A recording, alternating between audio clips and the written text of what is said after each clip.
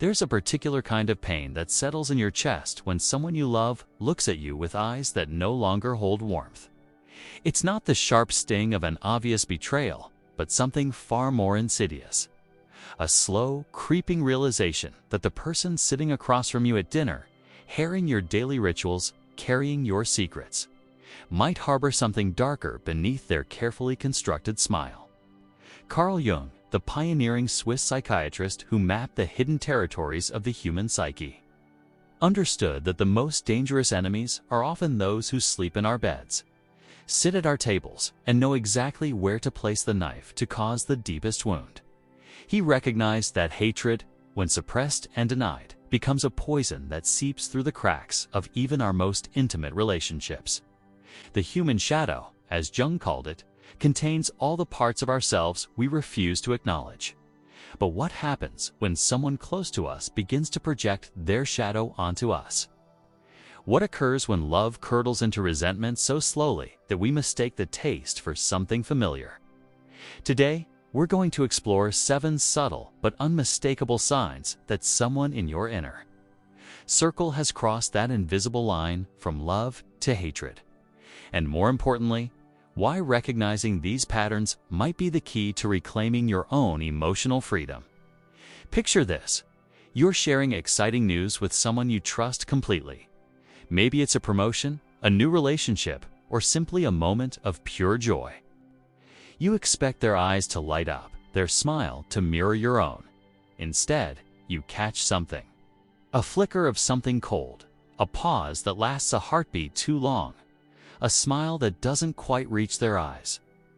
This is the first sign Jung would have recognized immediately: the inability to genuinely celebrate your happiness.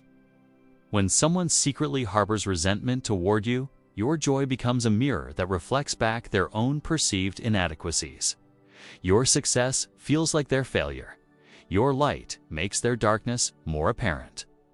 The psyche has its own wisdom, Jung believed. It knows when something is out of alignment, even when our conscious mind refuses to see it. That uncomfortable feeling you get when sharing good news with certain people isn't paranoia.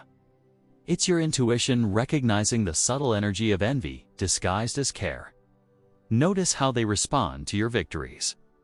Do they change the subject quickly? Do they minimize your achievements with phrases like, "That's nice, but ... or "You're so lucky, I could never ... double quotes"? Do they somehow manage to make your moment about their struggles? When someone close to you secretly hates you, your happiness becomes their pain. They cannot separate your success from their own feelings of inadequacy. This isn't just jealousy. It's something deeper, more corrosive. It's the slow erosion of love, replaced by the bitter taste of comparison. The second sign reveals itself in the quality of attention you receive.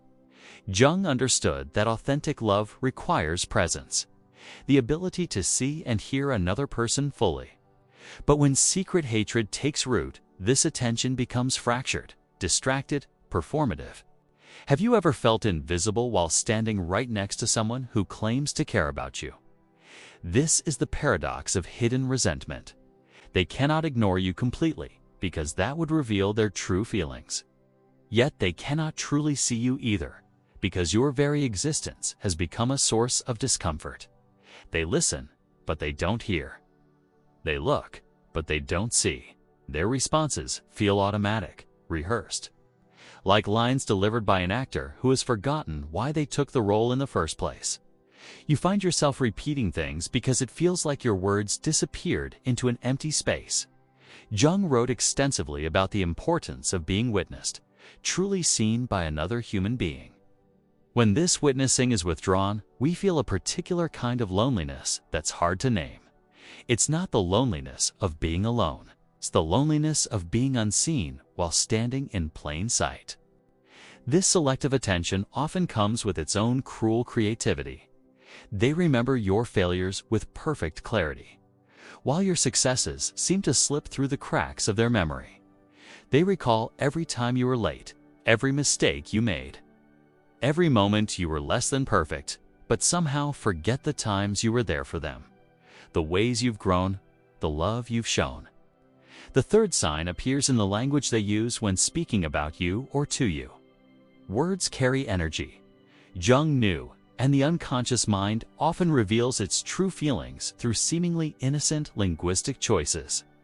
Listen carefully to how they introduce you to others.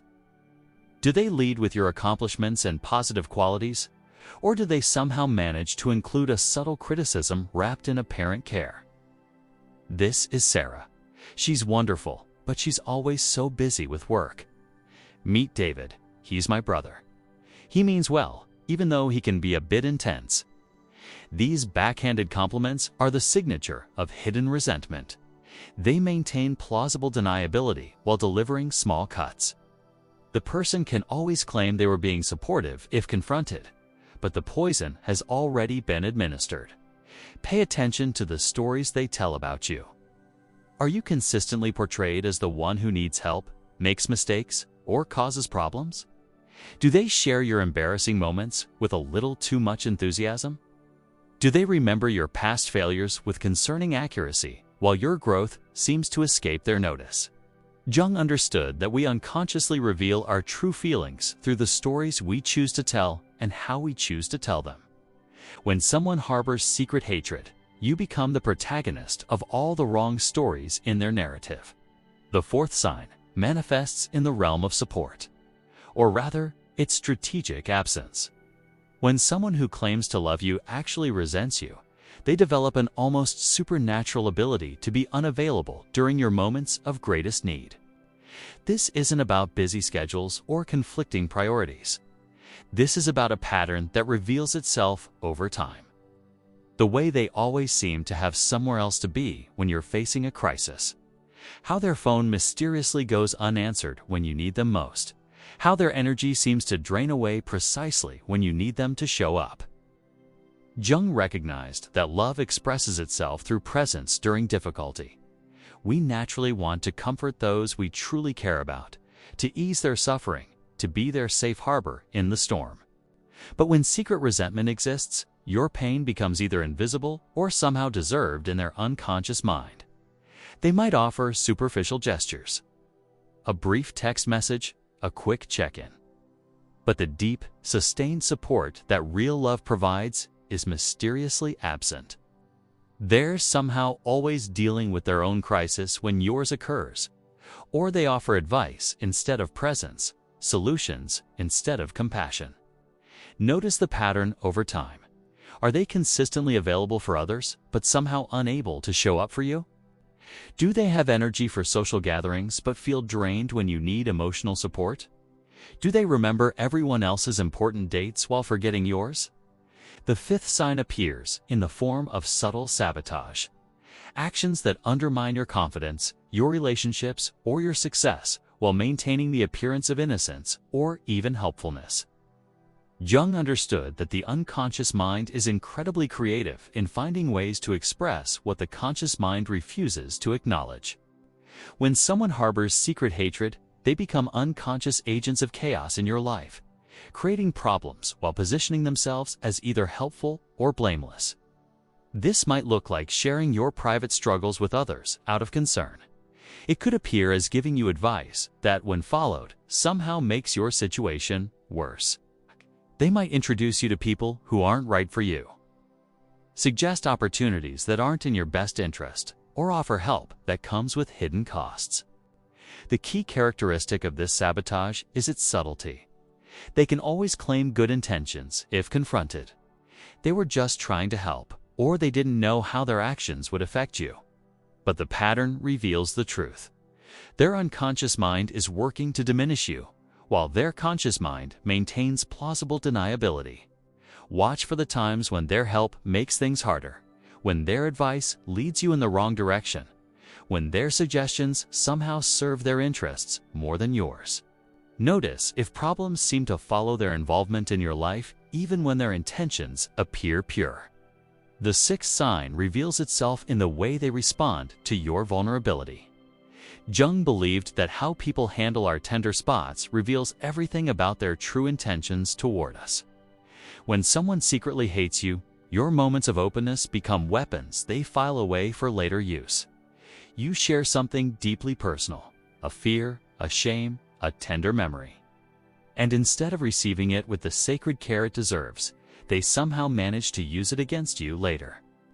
Not obviously, not cruelly, but with surgical precision that leaves you wondering if you imagined the violation. They might bring up your insecurities during arguments, make jokes about your sensitive topics, or share your confidences with others in ways that feel like betrayal. They remember your weak moments with uncomfortable clarity and seem to have forgotten your strong ones. Jung understood that vulnerability is how we build genuine intimacy. When someone consistently uses your openness as ammunition, they're revealing that they see you as an opponent rather than an ally. Your trust becomes their advantage. Your honesty becomes their opportunity. True love honors vulnerability with protection.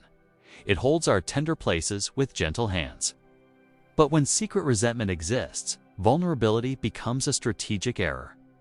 Openness becomes a liability, and sharing becomes a form of self-harm.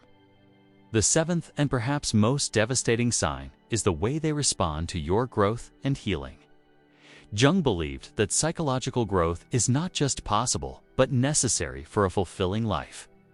He understood that those who truly love us celebrate our evolution, even when it makes them uncomfortable or challenges their existing perceptions of who we are. But when someone harbors secret hatred, your positive changes become threats to their internal narrative about you. They have a vested interest in keeping you small, keeping you in the box they've created, keeping you exactly as flawed as they need you to be to justify their hidden resentment. They might minimize your progress with phrases like "people don't really change," or "you're still the same person deep down." They could become mysteriously critical of your new habits, your therapy, your spiritual practice, or your personal development journey. They might even try to pull you back into old patterns that no longer serve you. This resistance to your growth is particularly painful because it reveals that they prefer the version of you that they can criticize, control, or feel superior to. Your healing threatens their ability to maintain their secret narrative of your inadequacy. Watch for how they respond when you set new boundaries, when you stop tolerating what you once accepted, when you begin to love yourself more fully. Do they support your evolution, or do they subtly work to undermine it? Jung taught us that the unconscious mind speaks in symbols, patterns, and repeated behaviors. When we learn to read these signs, we gain the power to protect ourselves from the slow poison of hidden resentment, even from those we once trusted completely. But here's what Jung would want you to remember above all else: recognizing these signs isn't about becoming paranoid or suspicious. It's about developing the psychological awareness to distinguish between authentic love and its clever imposter. It's about honoring your own inner wisdom when it whispers that something isn't right. The person who secretly hates you isn't necessarily evil.